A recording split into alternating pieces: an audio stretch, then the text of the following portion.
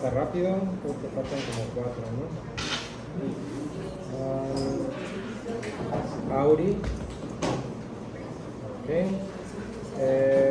Vanessa. Ania. Ok. Brisa. Okay. Susana. Daniela. Okay. Nicole. Okay. Maximiliano. Maximiliano no está. Marco. Okay. Yaneli. ¿Está? Jackie. Jackie está allá. Yaneli. No está. Mónica. Mónica acá. Ok.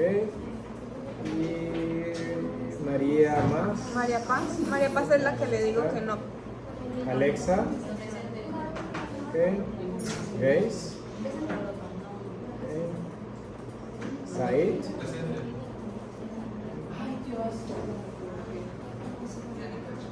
María. María Román. Okay. Mario Sánchez. Maripaz. María Paz es la que le digo que se quedó sin poder venir con lo del carro. Igual le dije que le enviara un correo. Ok. Y Melissa. Melissa no está. Listo. Entonces vamos a ver rápidamente esto.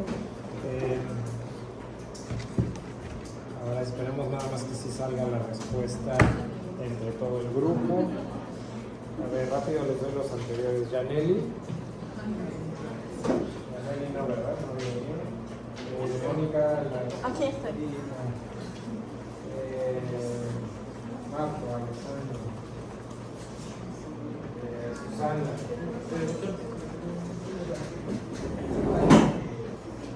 Vanessa, gracias. Vanessa. Marcelo.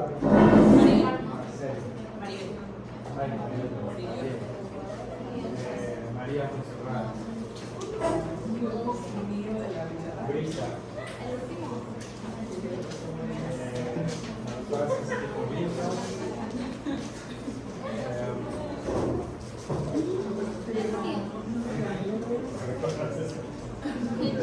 Audi. Audi.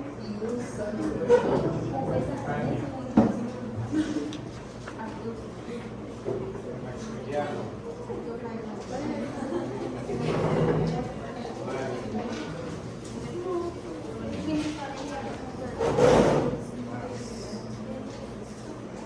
Elisa. Elisa Norca. Alex.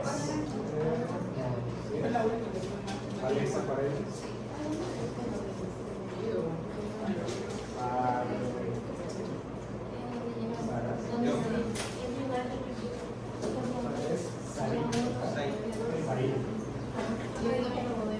Nicole.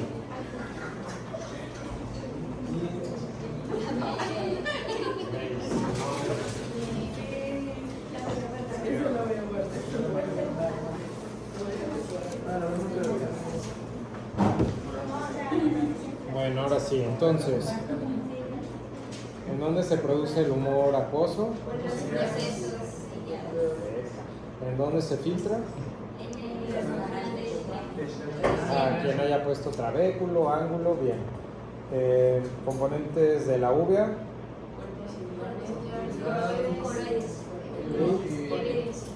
Y el iris, perfecto. Inervación del elevador del párpado. Es el oculomotor, tercer par craneal. Nombre de la zona donde se unen la esclera y la córnea. Limbo esclerocorneal. ¿En dónde se localiza el canal de Schlemm? En el ángulo, muy bien. El humor acuoso fluye de la cámara posterior a la anterior a través de la pupila. Estructura refractiva más importante del ojo que tiene mayor poder refractivo. Cristalino. La de mayor, la córnea. El cristalino es el segundo. La estructura anatómica que divide la cámara anterior y la posterior, el iris. En el fondo de ojo la mácula se localiza temporal con relación a la papila.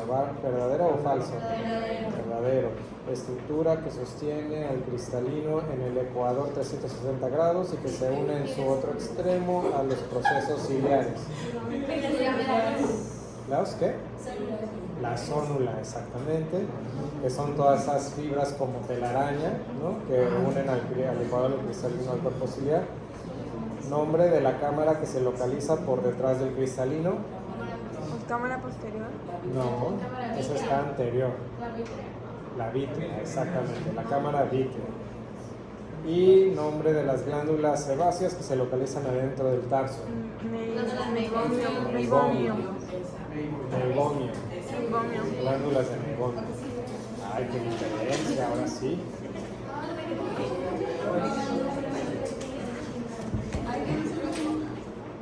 Muy bien.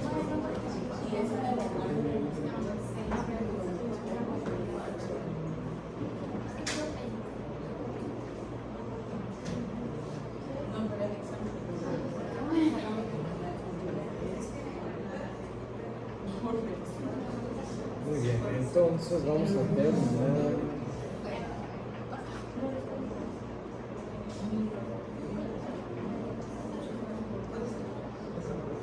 Entonces, esto para que no les afecte tanto iría como a la calificación de la participación, que es la que tiene el porcentaje pequeño.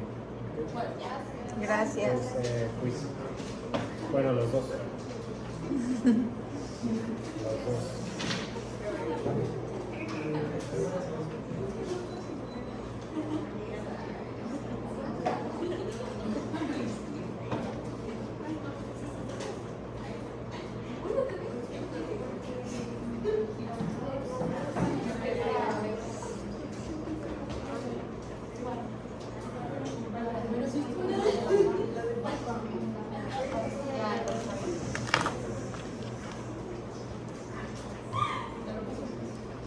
Bueno, vamos a ver.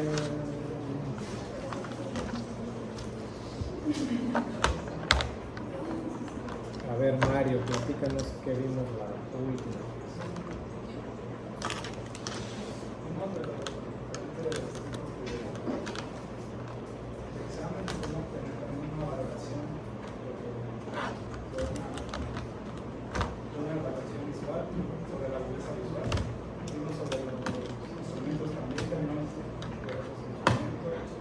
Eso fue lo primero, ¿no? Terminar ya de ver los instrumentos de exploración y estábamos prácticamente viendo exploración oftalmológica, ¿no?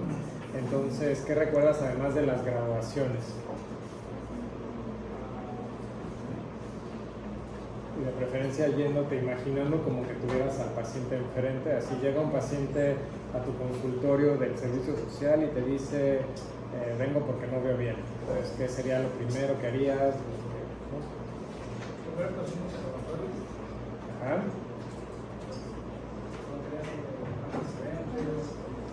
Y en cuanto a los oftalmológicos, ¿qué se te ocurriría preguntarle que sería como importante para ti? Pues, si antes han sido algo, primeramente yo creo, son los avances de graduación, si en su familia existe algún programa de edición. Ajá.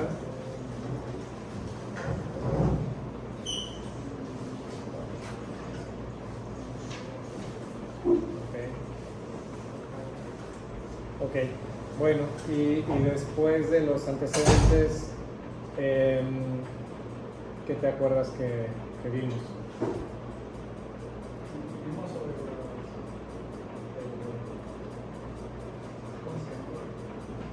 cómo se dirigía la vista para realizar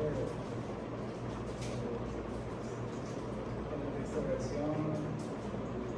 Él puede solo, no le tienes que poner la clase hoy.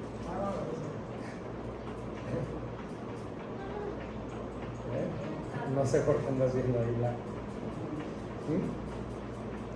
Lo que te acuerdes, no pasa nada.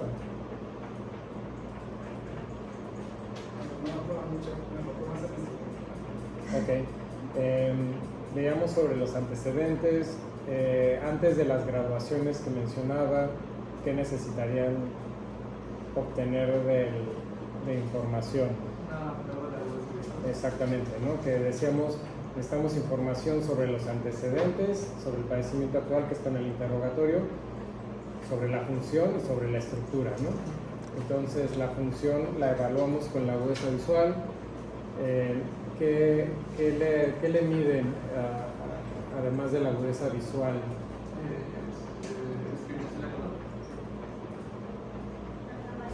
No, me refiero a ya dentro de la prueba de la agudeza visual, como o sea, además de tomársela así como está el paciente, ojo derecho, ojo izquierdo, ¿qué otras comparaciones haces con la misma medición de agudeza visual?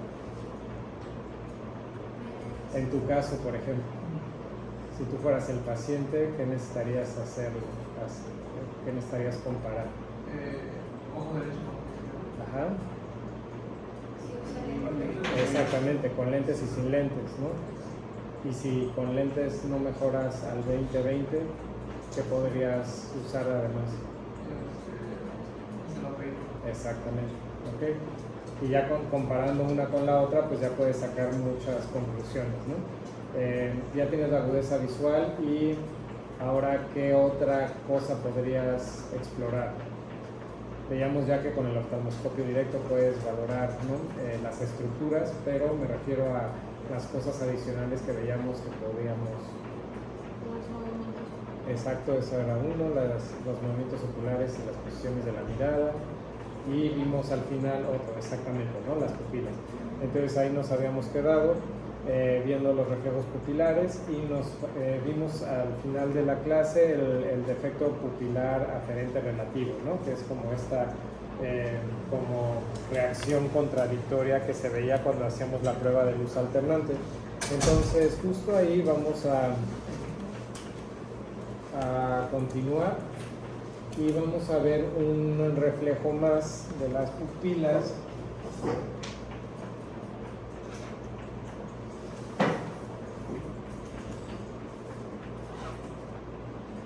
Se apagó, creo, ¿no?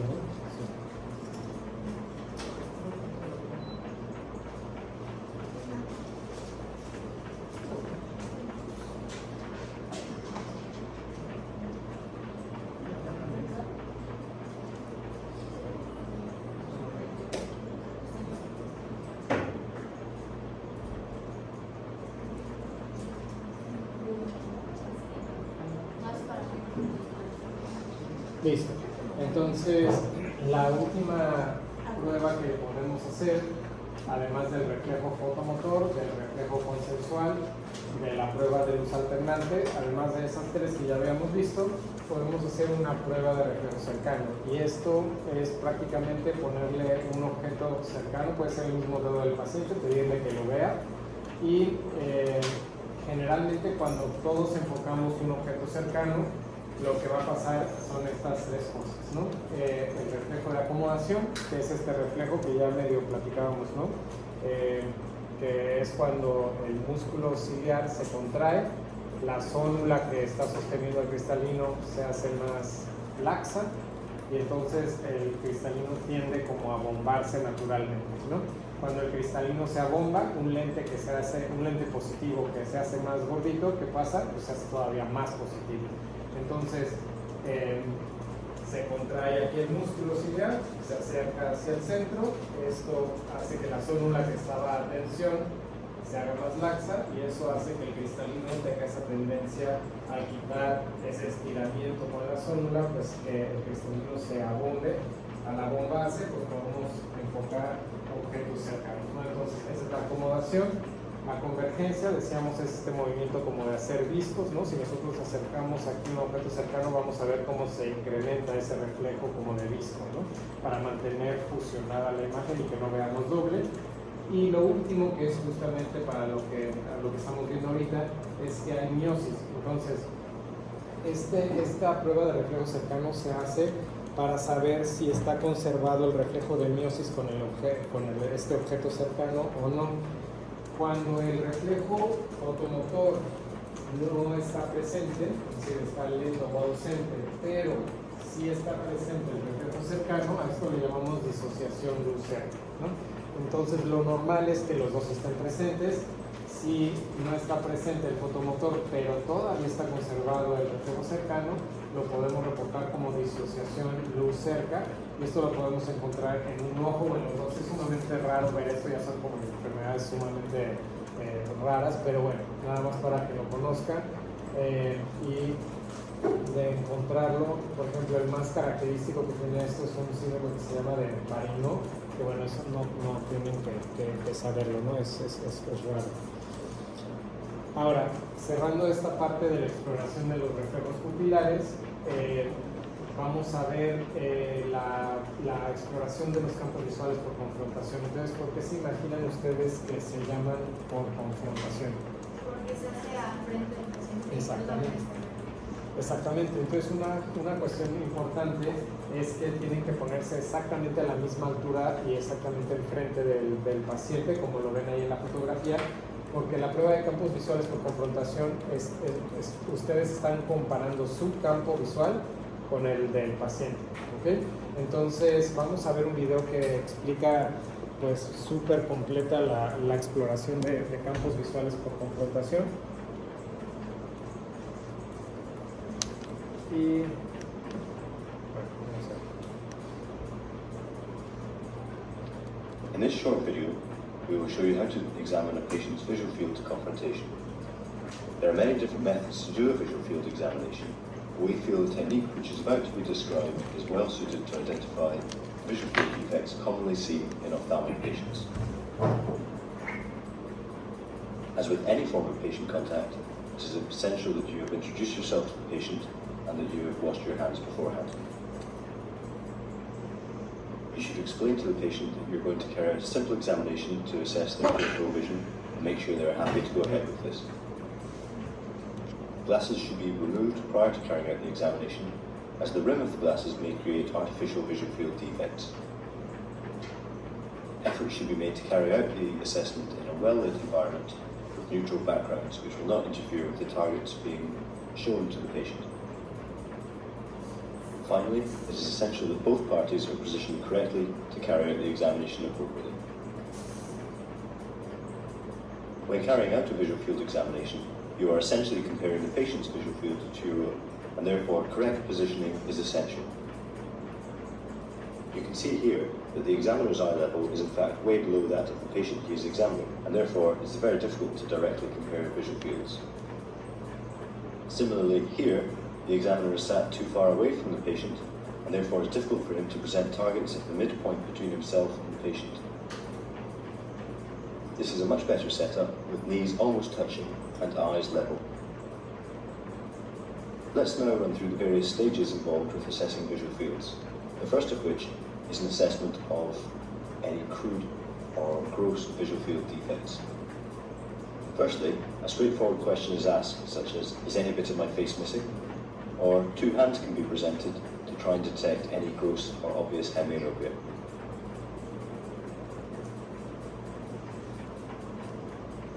The patient is then asked to cover one eye, and the examiner covers his eye directly opposite.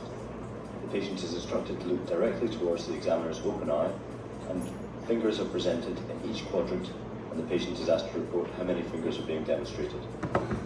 When doing this, try to imagine a cross going through the centre of the patient's pupil, thereby dividing the patient's visual field into 4 quadrants. You can then present fingers in each of the 4 quadrants and ask the patient to tell you how many he or she is seeing. It is essential that fingers are presented directly in each quadrant and not overlapping the meridia, thereby overlapping 2 quadrants. Quadrantopia in either the quadrant above or below would give artificially false readings, as a patient would still see fingers. Swap eyes. Which one is my open eye again? How many fingers? 2.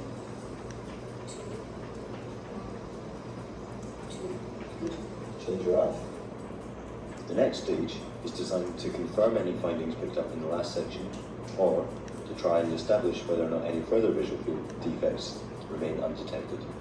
Ideally, this should be done with a white pin or white target, and finer targets can be used to try and identify or elicit more subtle visual field defects.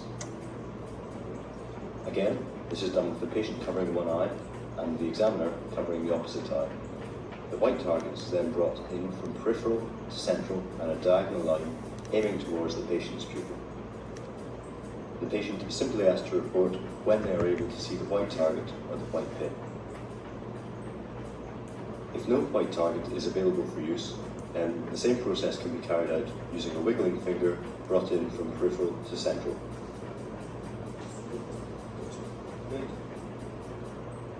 It is essential that whichever target is used is displayed midway between the patient and the examiner.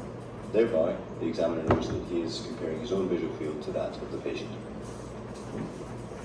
The final stage of the examination involves assessing the blind spot. This is most commonly done using a red pin, as the central portion of the visual field is most sensitive to red light as opposed to white light.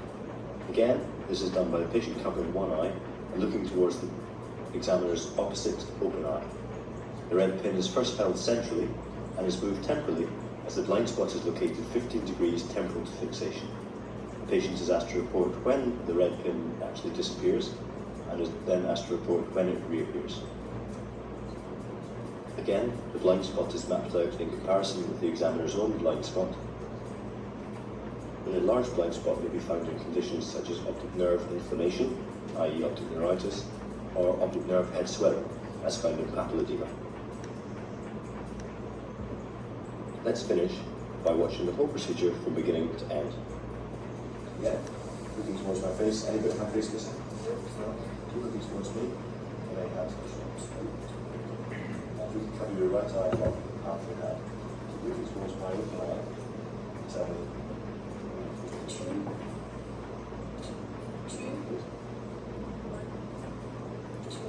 Good. You swap eyes. Towards my open eye again.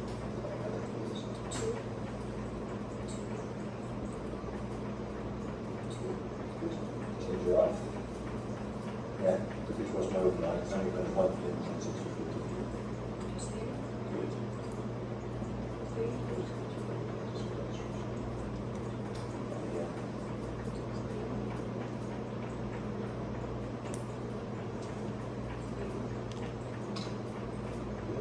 Okay, swap eyes. Yeah. Towards my open eye. Open wide.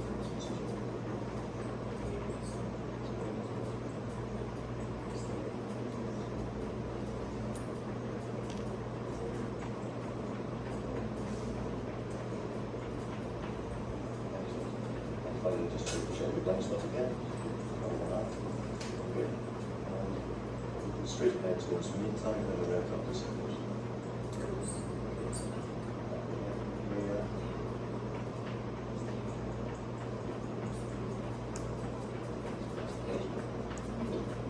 Thank you.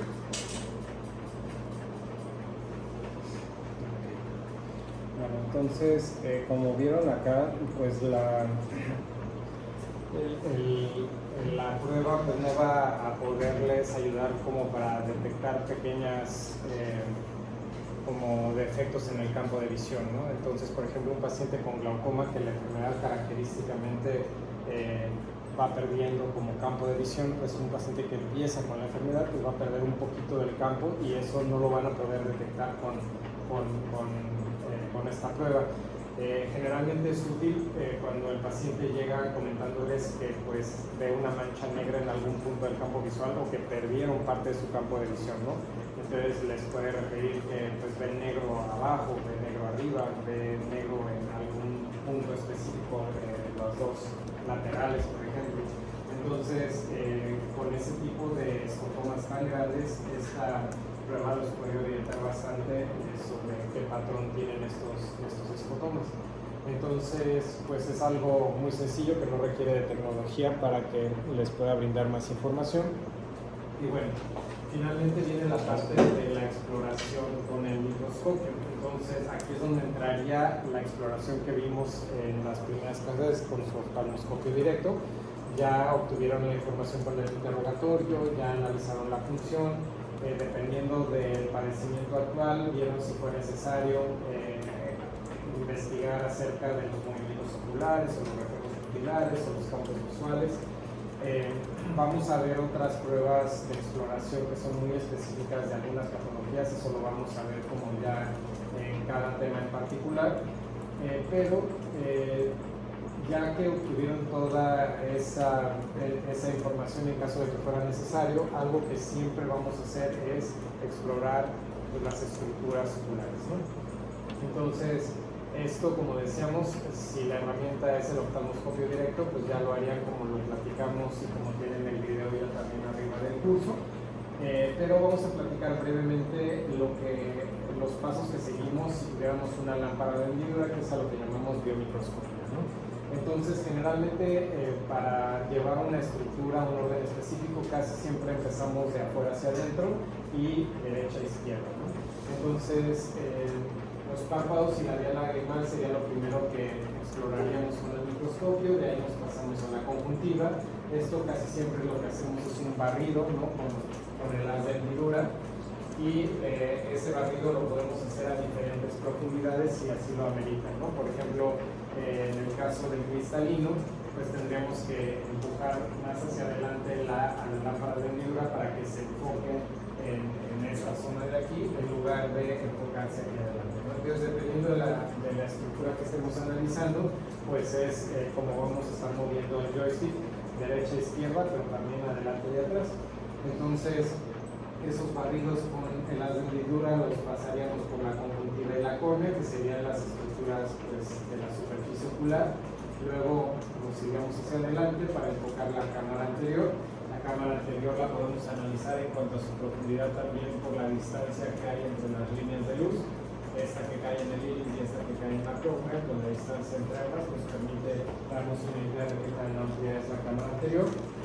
El ángulo iridocorneal, que no podemos explorar a simple vista con la lámpara de hendidura, generalmente necesitamos un lente con espejos como este. Lo que hacen estos espejos es que, bueno, este lo vamos a recargar enfrente del ojo del paciente, de la córnea, y ya una vez que está el cono sobre la superficie del ojo, nos vamos a poner la luz en los espejos.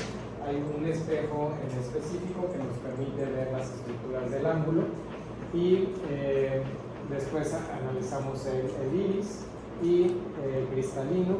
Si vamos a identificar alguna patología del cristalino, pues generalmente tenemos que dilatar la pupila para poder pasar el rayo de luz a través de la profundidad del cristalino, ¿no? No es lo mismo iluminar el cristalino de frente que pasarle el haz de luz oblicuo para poder ver la densidad y si tiene una opacidad o no. Por ejemplo, aquí estamos pasando el haz de luz igual de forma oblicua para poder analizar esta zona de aquí. ¿Aquí me puede describir qué tiene que ver por acá?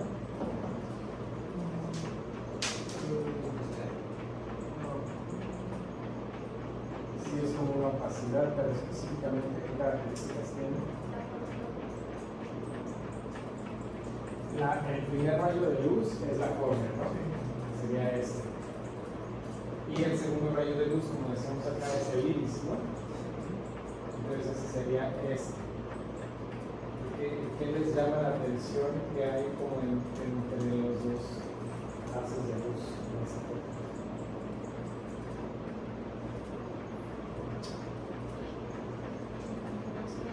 ¿Qué diferencia hay entre aquí donde vemos estos rayos de luz y acá? Pues aquí se sigue y acá se pierde, ¿no?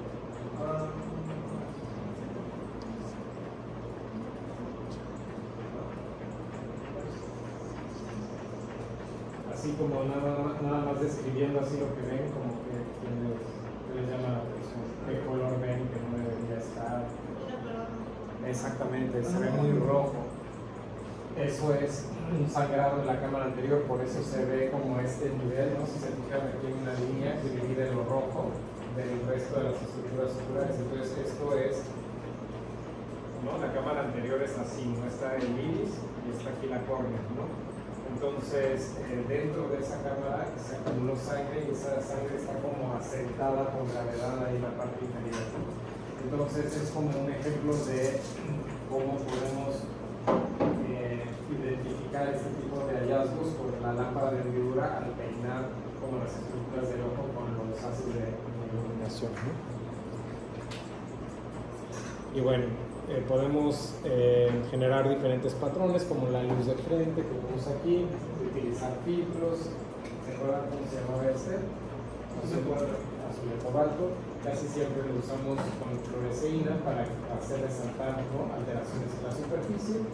Y de este lado pues podemos ver ya el ojo con dilatación, y si se fijan aquí cómo pasa el rayo de luz, vemos otra vez el rayo de luz que toca la córnea, el rayo de luz que toca el iris, y aquí si se fijan se ve cómo pasa todo el rayo de luz a través de todo esto gris, ¿no? Esto gris es el espesor del cristalino. Entonces de esta forma podemos identificar si hay cataratas en el núcleo del cristalino, más atrás del cristalino, en la parte superior del cristalino. Entonces esa es la importancia de poder mover la luz para donde nosotros querramos y ir hacia adelante y hacia atrás para enfocar diferentes estructuras. Y bueno, en la lámpara de hendidura no se puede ver el polo posterior como habíamos platicado, se necesitan lentes especiales que nos permitan ver el fondo de ojo. Entonces, para eso usamos generalmente estos lentes que ven ahí arriba, abotonados. Esos lentes se llaman lentes aéreos y la gran ventaja es que no necesitan tocar el ojo del paciente, ¿no?, y nos permiten concentrar la luz en el fondo de ojo para obtener imágenes como las que vemos en las fotografías. Hay otros lentes, como los tres espejos que decíamos, que sí se necesita pegar al ojo y además de revisar el ángulo, también nos dejan ver la retina, el fondo de ojo y la retina periférica, ¿no? Estos espejitos nos permiten ver como más hacia las orillas de la retina, y ese que dice transequator, pues lo que hace es ampliarnos, ¿no?, el campo de visión, reduciendo las estructuras un poco, pero ampliando el campo de visión, ¿no? Entonces son nada más ejemplos para que ustedes conozcan que pues hay diferentes tipos de lentes que usamos para diferentes tipos de exploraciones, ¿no? Y pues la idea es explorar con ellos el vitrio, la papila, como ya lo habíamos platicado, las características principales de cada estructura, la mácula, la retina, y en este caso ustedes con el oftalmoscopio directo solamente podrían revisar polo posterior. Si piden al paciente que vea hacia arriba, hacia abajo, derecha, izquierda, quizá puedan ver un poquito más de la retina que está alrededor del polo posterior, pero prácticamente se necesitan otras herramientas para analizar la periferia media y extrema de la retina, ¿no? Entonces recuerden que el ojo es una esfera, ¿no? Entonces ustedes cuando ponen luz de frente con sus oftalmoscopios, pues nada más ven el polo posterior de esa esfera, pero la esfera hace esto, ¿no? Entonces eso redondito que se acerca anterior, que va hacia ustedes, pues no es tan fácil de revisar por la curvatura de los ojos, y para eso usamos lentes, para asomarnos como a esas curvaturas, ¿no? Y eso sería la retina media y la retina periférica extrema. Y bueno, generalmente toda exploración oftalmológica se complementa con una tonometría, esto es tomarle la presión al ojo, porque hay enfermedades asociadas a la elevación de las presiones de los ojos. Entonces, el instrumento que utilicemos, pues ya es pues, dependiendo de las herramientas que tengamos ahí en el consultorio. Nada más para que sepan aquí que hay diferentes tonómetros para tomar la presión. Algunos tienen ventajas, otras desventajas, pero pues aquí el que es el gold standard es el tonómetro de Weigmann. Este tonómetro es el que pues lleva muchos años en la especialidad y el que nos permite comparar nuevos tonómetros que salen al mercado por la precisión de sus medidas, ¿no? Ya tiene mucho tiempo, tenemos mucha información acerca de sus medidas. Y bueno, ahí está este otro ejemplo, ¿no? El tonómetro de aire, que la gran ventaja que tiene es en lugares de alto volumen, pues no tenemos que estar limpiando el tonómetro porque no tiene contacto, entonces es un soplidito que se emite en la superficie del ojo, y esto nos permite pues que el paciente no pase la incomodidad del contacto con el ojo, nada más siente el soplido y obtenemos la medición, ¿no? El tonómetro de Weigmann, que es el más común de todos, para poderlo utilizar, pues vamos a ponerlo frente al ojo del paciente y vamos a acercarlo hasta que roce la superficie. Ya cuando roza la superficie del ojo, como lo vemos aquí, vamos a obtener una imagen así que nosotros vamos a ver a través del microscopio. Y lo que nosotros buscamos es formar esta imagen que ven aquí, ¿no? Es unir estos dos medios círculos, porque los pueden encontrar al inicio así, separados o entrampados, y la idea es generar esta imagen que se toca, así como lo ven aquí, y cuando tenemos esta imagen en el pictómetro, nos fijamos aquí en la rosquilla, que seguimos moviendo para obtenerla, qué número tiene, y ese número pues es la presión de los ojos. Entonces, lo normal que es importante saber es el rango de 10 a 21. En algunos libros lo pueden encontrar como de 10 a 22. Generalmente el más acertado es este de 10 a 21. Y pues saber que también hay pues, diferentes cronómetros, no tienen que saberse los nombres, pero un ejemplo es este de Schultz, que es pues, muy antiguo, pero la ventaja que tiene es que se puede tomar la presión con unas pesitas cuando el paciente está acostado. Esto se usa cuando el paciente tiene que estar hospitalizado por algún motivo o cuando se tiene que estar monitoreando la presión a lo largo de la noche. Y pues, eso en cuanto a la toma de presión. Entonces con esto tenemos una idea, pues digamos, paso a paso de pues, información que se puede obtener para la exploración oftalmológica, básicos.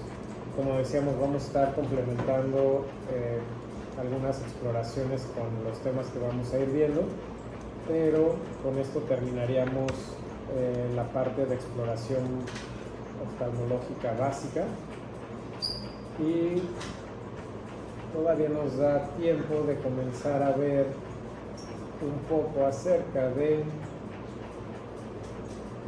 el siguiente tema, que sería exploración, bueno, pues no exploración en general, hablar sobre enfermedades de los párpados, ¿no? Entonces, vamos a empezar a hablar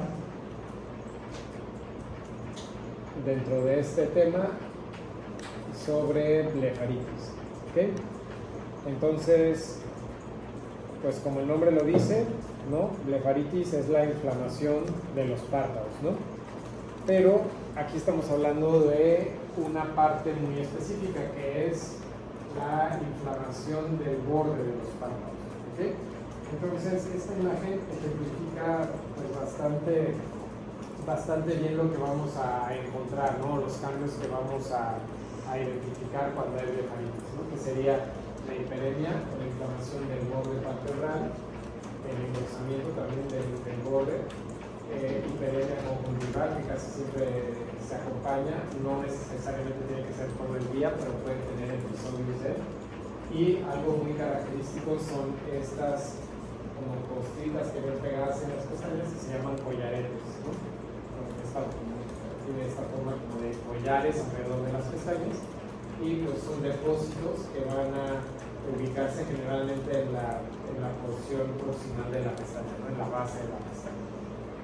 Entonces, una forma de clasificar a las blefaritis es en anteriores y posteriores. Esto no, pues a veces es como una clasificación un poquito rígida, porque muchas veces hay una mezcla, ¿no? de síntomas y signos anteriores y posteriores al inflamarse prácticamente todo el margen palpebral, pero pues es una forma de clasificarla, ¿no? Entonces la blefaritis anterior habla de esta porción que vemos aquí, ¿no?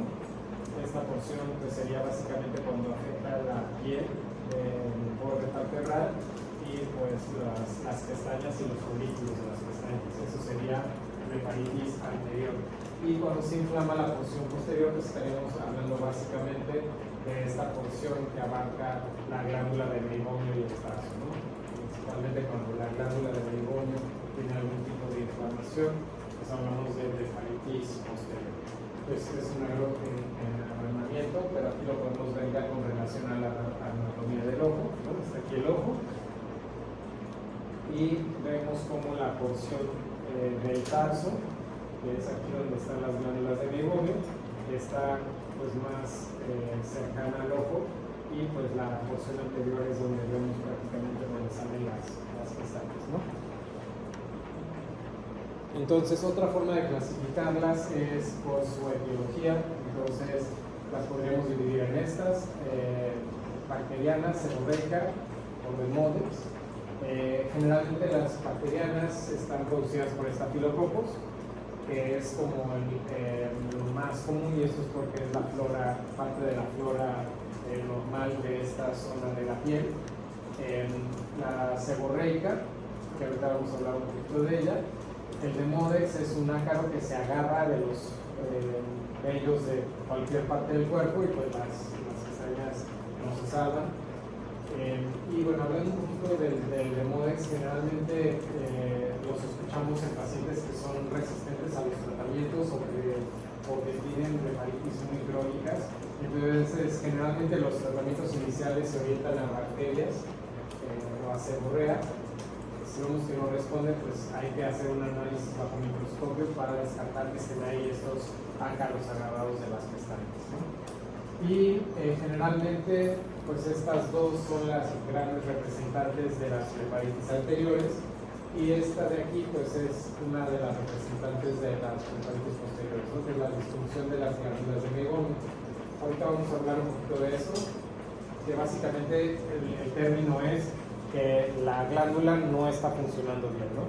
Y esto puede ser porque esté produciendo más grasa de lo que debería o menos grasa de lo que debería, por una tendencia como a obstruirse, ¿no? Y como decíamos, pues puede haber combinación de todo esto, ¿no? Entonces, una forma clínica que nos puede orientar hacia la causa de las blefaritis son los collaretes que platicábamos. Entonces, hay veces que como está todo combinado, pues no es tan fácil saber qué lo está provocando, solamente vemos inflamación.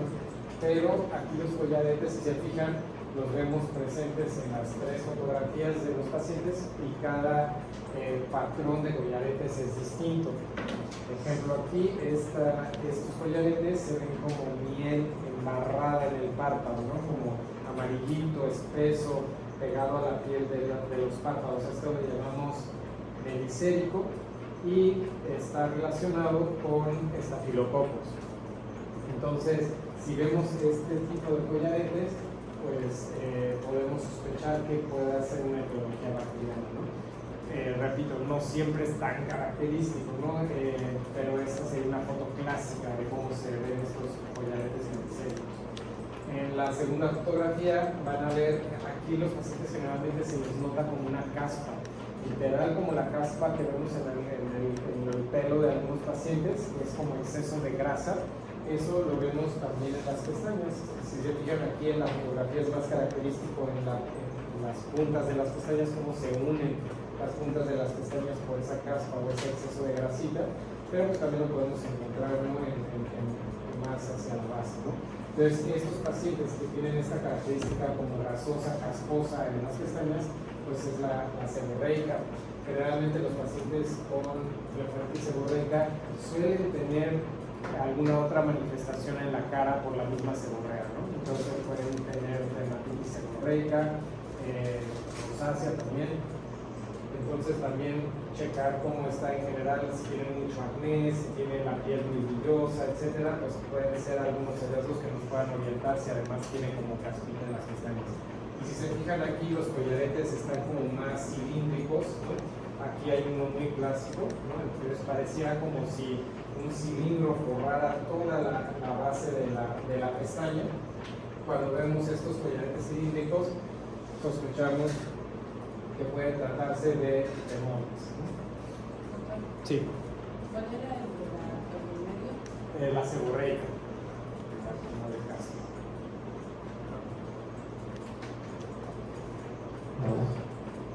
Y bueno, ¿cuáles van a ser los síntomas? Ya los veíamos un tanto en la imagen, ¿no? Pacientes que tienen ojos rojos ocasionalmente, pero que además tienen collaretes, tienen los bordes palpebrales enrojecidos, y pues esto generalmente, esta inflamación en la superficie puede generar queratitis también, que es la inflamación en algunas áreas de la córnea, o también, como decíamos, pues puede ser blefaritis que ya se convierte en una blefaroconjuntivitis, ¿no? sobre todo si se vuelve más crónico, pues esos episodios de enrojecimiento ocular se vuelven cada vez más constantes. Y es importante asociar las blefaritis con problemas en la lubricación del ojo. ¿Por qué?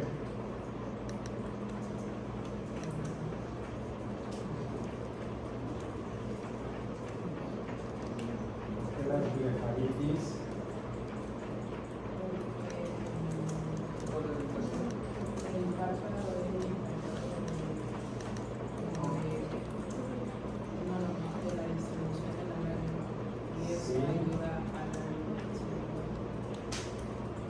parte sí, pero aquí no está afectado el mecanismo del parpadeo, ¿cierto? Pero que sí está afectado.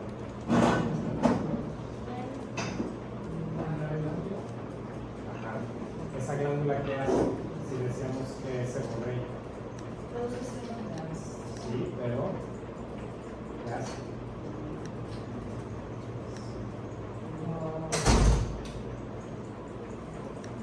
¿Para qué usa el párpado esa grasa? Sí, pero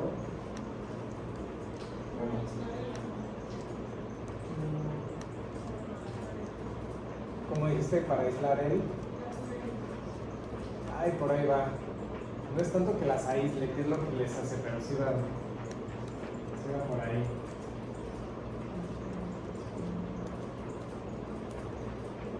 Esa grasa que produce cada vez que parpadeamos, esa grasa se va a la película lagrimal y genera una capa externa en la película. Entonces es como una capita de grasita por fuera de la lágrima, o sea, la capa que está más en contacto con, digamos, con el entorno. Y decíamos que estaba como muy encaminado a lo que tú decías, porque no es como que la aísle, pero lo que hace es evitar su evaporación. Entonces la estabiliza para que se quede ahí agarrada, ¿no?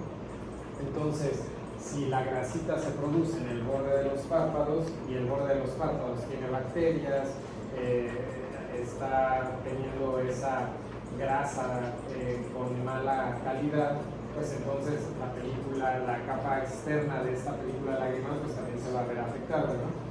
Y pues si el paciente ya de por sí tenía algún otro problema en la superficie, ¿no? Como alergias o ya de por sí tenía los ojos secos, pues cuando se agrega la blefaritis puede exacerbar todo este tipo de síntomas, ¿no? Ok, y entonces decíamos que la disfunción de las glándulas de meiomio también es una causa de blefaritis específicamente posterior, ¿no? No toda la disfunción de glándulas de meiomio es blefaritis posterior, ¿no? Que eso es a veces una confusión frecuente. La disfunción de las glándulas de meiomio significa esto, ¿no? Que hay cambios cuantitativos y cualitativos en la secreción de las glándulas. ¿Qué quiere decir? Que las glándulas están produciendo menos o están produciendo más, o la calidad de esa grasa no es la correcta, ¿no? Y como lo vimos ahorita, pues estos cambios en la grasa, pues claro que pueden terminar generando ojo seco y cambios inflamatorios, ¿no? Cuando ya se inflama esta parte posterior es cuando ya se convierte en una blefaritis posterior. Entonces, estos cambios en la calidad de la grasa pues pueden tener una tendencia a la obstrucción de las glándulas, como lo pueden ver acá, ¿no? Estos puntitos amarillos que ven como abultados, pues es la grasa de otra consistencia más espesa o pastosa que en las glándulas, ¿no? Cada una de esas es la desembocadura de una glándula y pues en general todo esto produce alteraciones en la película lagrimal por el motivo que acabamos de platicar, ¿no?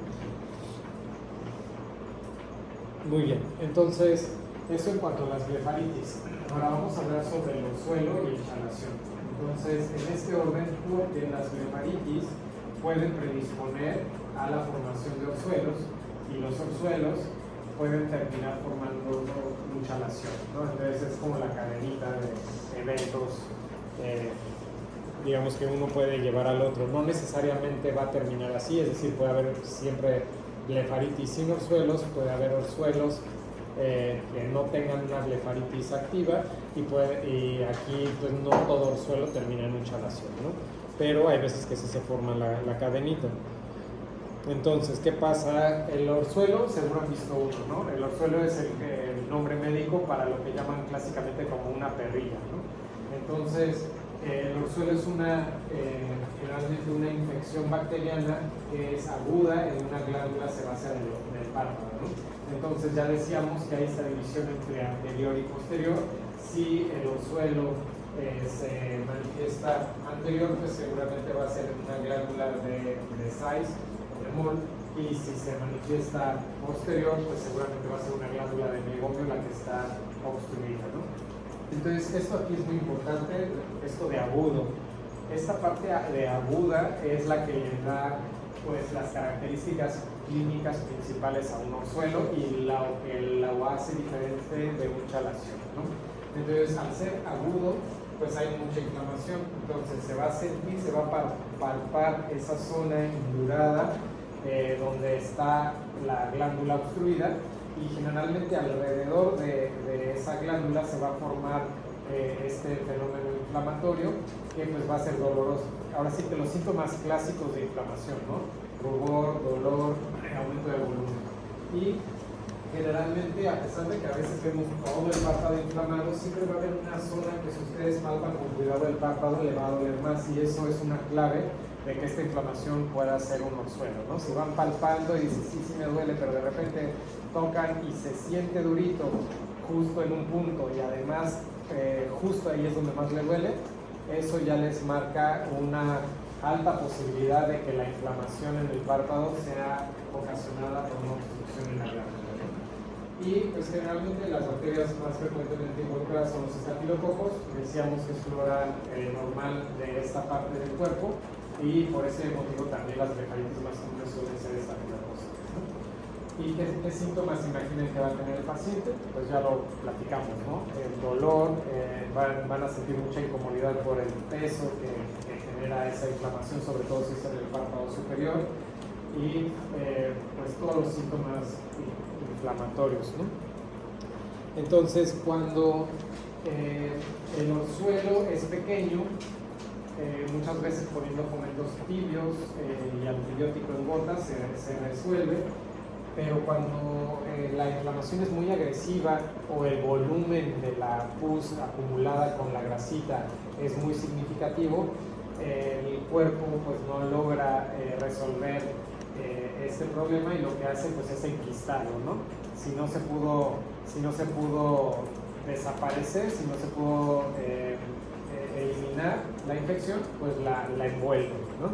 Y el quiste que forma alrededor de esa pus pues genera una baja de inflamación, ¿no? Se empieza a enfriar el cuadro, ya deja de haber dolor, pero ¿qué queda? Queda un aumento de volumen, ¿no? Entonces, si se fijan aquí, se ve la bola, pero ya no está todo este fenómeno inflamatorio alrededor de ese aumento de volumen, ¿no? Entonces, generalmente, conforme va bajando la inflamación, se va consolidando el quiste, y ese quiste pues puede tener diferentes tamaños, ¿no? Si es un quiste pequeñito, podemos seguir poniéndole fomentos tibios para ver si con el paso de los meses, esto ya es un proceso lento, puede irse haciendo más pequeño, pero cuando los quistes son muy llamativos, pues generalmente los abrimos para drenar la pus que llevan dentro, ¿no? Entonces, generalmente el tratamiento es quirúrgico, y ese tratamiento va a consistir en abrir el quiste, ¿no? Pinzamos el párpado, esa pinza va apretada, y ya una vez que apretamos vamos a abrir con un bisturí, y al abrir pues empieza a brotar toda esa pus con grasa que está acumulada en el quiste, pero no brota toda. Entonces, para poderla sacar por completo usamos este que es un curete, es como una cucharita pequeña de metal con un filo en el borde que vamos a meter al quiste para pues literalmente cucharear toda esa pus que todavía queda dentro del quiste. Y ya una vez que sacamos todo lo que se pudo, si está a la vista la pared anterior del quiste, la podemos cortar, y pues finalmente queda así la incisión, ¿no? Bueno, entonces este es el tratamiento pues de elección para los chalaciones de un tamaño significativo, ¿no? Para los que son más pequeñitos se puede aplicar una inyección de esteroide. Esto generalmente lo aplicamos también más en los orzuelos que están muy grandes o que están muy inflamados, pero se puede intentar también en los chalaciones porque hay unos de ellos que sí se reducen y algunos hasta se desaparecen, ¿no? Pero el tratamiento que nos da mejores resultados para bajar el volumen es el curetaje, ¿no? Entonces, eso es en cuanto al chalación. ¿Tienen alguna pregunta acerca de esto? Bueno, ¿qué tratamiento le daríamos a las blefaritis y a los orzuelos, ¿no? Porque ya platicábamos acerca del tratamiento para los chalaciones. Para las blefaritis, generalmente, como decíamos, si son estafilocócicas, vamos a dejar antibiótico y unos aseos del borde de los párpados, que casi siempre utilizamos shampoo de bebé diluido, hacemos espuma y esa espuma le pedimos que el paciente se la pase en la línea de las pestañas. Esto es literal como lavarnos el pelo, pero aquí estamos lavándonos las pestañas, ¿no? Una vez al día. Y también usamos antibióticos, sobre todo cuando sospechamos que la causa es bacteriana. Cuando la causa es seborreica, pues generalmente dejamos los puros aseos. Cuando la causa es por Demodex, los aseos los combinamos con algún elemento, pues hoy en día es un poquito complicado, pero generalmente lo que es más utilizado es usar aseos de los párpados con algún elemento del té verde, porque el té verde se ha visto que ayuda a que se desprendan más fácil de las pestañas. Y para los orzuelos generalmente dejamos fomentos tibios, compresas tibias. Esto literalmente es como poner grasa en un sartén, ¿no? Si la grasita le aumentamos la temperatura, la vamos a hacer más fluida, ¿no? Entonces, si la hacemos más fluida, pues va a ser más fácil que salga a través de su orificio natural, ¿no? Entonces, esto sobre todo cuando son orzuelos y no se ha enquistado, pues entonces podemos propiciar a que salga la grasita atrapada a través de la misma glándula, a través de su orificio, con los fomentos tibios. También podemos hacer un leve masaje en dirección hacia las pestañas. Usamos antibióticos, este puede ser cualquier antibiótico, ¿no? Generalmente pues puede ser inclusive los ungüentos clásicos de terramicina que se usan mucho, cloranfenicol, la tobramicina, son antibióticos que cubren a los gram positivos y que pueden funcionar bien para controlar pues, una hernia, ¿no? Un mozo. Entonces eso en cuanto a los tratamientos. Ok, bueno, entonces yo creo que ya no vamos a empezar el siguiente tema, vamos a dejarlo hasta aquí. Ya la próxima clase empezaríamos a hablar de tosis valvular. Igual la próxima clase tendríamos quiz sobre... No, ya no. ¿Ya no? Ahorita ya no haríamos quiz. Ok, ¿quién nos avisaría cuándo sería el próximo quiz? Está bien.